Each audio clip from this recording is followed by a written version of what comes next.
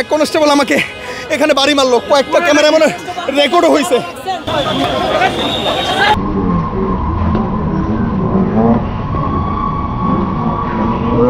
একটা ঘটনা ঘটলে আমরা কেটে দেখাবো না? যদি বলে যে না দেখানো যাবে না তাহলে আমরা দেখাবো না। আরে ভাই, পুলিশ তো আওয়ামী লীগ সরকারের আমলে তো এমন করতে পারে নাই। পুলিশকে আওয়ামী লীগ সরকারের আমলে এমন করতে পারছে? করতে তো পারে নাই। এখন আমরা কেন একটা ঘটনা দেখাইতে গেলে তারা আমাদের উপর এরকম চড়াও হবে?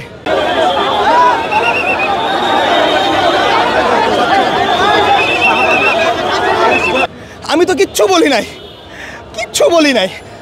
অন্যান্য সাংবাদিক কয়েকজন তারা বলতেছিল যে ভাই আমাদেরকে মারতেছে। মাসুদ ভাই, টিসি মাসুদকে যখন প্রশ্ন করতেছিল কয়েকজন সাংবাদিক, আমি শুধু আমার ক্যামেরাটা আমি ধরেছিলাম। এই অবস্থায় পেছন থেকে কয়েকজন আমাকে টেনে ধরলো, কনস্টেবল বললো যে ভাই সরে যান, সরে যান, দেখেন না, সরে যান। আমি ওদের কথা পাত্তাই দেই নাই। আমি ওদের দিকে ফিরা তাকায় আমি আবার আমার ক্যামেরা টিসি মাসুদের দিকে ধরে আসি। উড়ে এসে এক কনস্টেবল আমাকে এখানে বাড়ি মারলো, কয়েকটা ক্যামেরা মনে রেকর্ডও হয়েছে।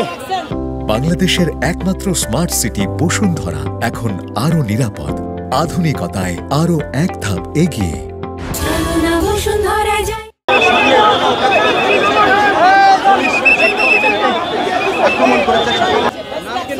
কয়েকটা ওদের তো সব ঢাকা, ওদের তো নাম নাই, এখানে বাড়ি মারছে। এইটাতে আমি ধরতে ধরতে আরেকজন উড়ে এসে আমার মাথার মধ্যে ঘুষি মারছে, আরেকজন আমার ঠিক এখানে লাথি মারছে। ভাই আমি কেন দেখাবো না? একটা ঘটনা ঘটলে আমার কাজ কি?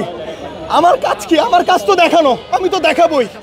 যদি বলে যে না আপনারা দেখাইতে পারবেন না, যদি নিয়ম করে দেয়, আমি দেখাবো না। কিন্তু আমি যেখানে চাকরি